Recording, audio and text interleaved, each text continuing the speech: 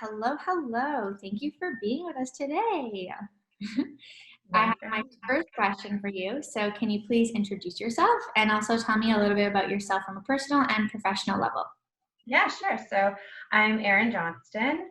I've been a part of Ellie's Place since 2018, and I guess I'd say I'm an accountant by trade, although many of my teams always say they can't believe I am. I'm a mom of two beautiful girls and a wife, and I grew up all over the world. And I'd say I just generally love connecting with people. And so that will tie through as we talk about Ellie's Place and just what we're doing with the board and just connections. And I think I thrive off the community I'm involved in. And although I love traveling, and that's so much about who I am, and my family lives all over the world, the sense of community I now have in Toronto and Ellie's Place and the board has actually made me feel even more connected, is a huge part of who I am. That's amazing. I love that response. When we look at Ellie's Place, what has motivated you to volunteer for the organization? Sure. So I've always, at work, I work for a very large company in finance, and we've always do things, either like be children or Wonder Cares, and always connected to the community, but it was always through work. And I wanted something where I felt, again, that community connection, but it was mine outside of work as well. And I could take the skills I have from finance, but then come and do something totally different. And mental health has impacted family members of mine and friends, and I've just watched a lot of the struggle of you don't know where to go, where do I find things, who do I ask for help, and then there's isolation and not knowing who to talk to or where is a safe space, and then when you get the courage to talk, you don't know where to go or who to ask. And I actually was on LinkedIn of all places, and I saw the post for Ellie's Place, and I just started reading the Cooper's story and reading all about Ellie's Place, and I'd actually even missed the board deadline at the time, so I have this much detail.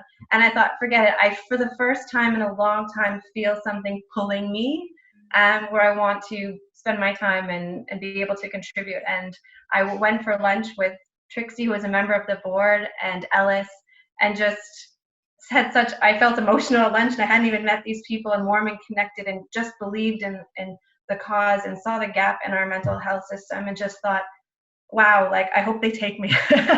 This will be such an amazing place to have an impact. And since I've started, the people that I'm surrounded with when we're on committees or boards, I just literally leave inspired and smiling all the time, and just think, like, could I be the next generation of Ellie's Place that really helps us get past the next finish line? And I don't know, I just feel engaged and inspired, and I'm learning. And if we can make even a small impact, it would be remarkable. And even in this pandemic, just watching this board pivot, and be agile and think differently and think about what we could offer and who we could be until we get there is just inspiring. And the resiliency of the Coopers and this whole board as we fight through just makes it an amazing organization to be a part of. I feel your energy through this. That's amazing. I think your journey has been eye-opening, to say the least, right? And you recognize a problem in society and you wanted to contribute. And that's phenomenal, because that's an impact-driven person, and that's what I'm hearing from you. When you see opportunities within incorporating what you've learned from a business perspective into Ellie's Place, is there something specific that comes to mind? Yeah, I like the role I play on the board, in the sense that I lead the finance committee and make sure, we're checked and balanced and all that control stuff. But I also like being able to take my experience from work when we look at different projects and we weigh risks, and sometimes we just go for it and sometimes we don't. And learning how to quickly change direction, and then again, mitigate the risk there. So I see my role a lot as looking at risk, but at the same time looking at new opportunities and telling the team, like, you know what, go, let's just, spend in this direction or move in this direction. And also just learning, I work for a big company, and you have to learn to have a voice. And this board table is great. Like, I'm able to, everyone has a voice and can contribute. And I think there's so many different points of view that I add a new perspective to the board as well. And all together, we just are able to come up with, new and different. Mm-hmm. It's very, very much a team. When we look at the conversation around mental health, is there anything that you'd like to add to that conversation? Yeah, I mean, there's so much more out there than there ever has been with Bell Let's Talk and different companies saying mental health is a priority. I think there's still a long way to go.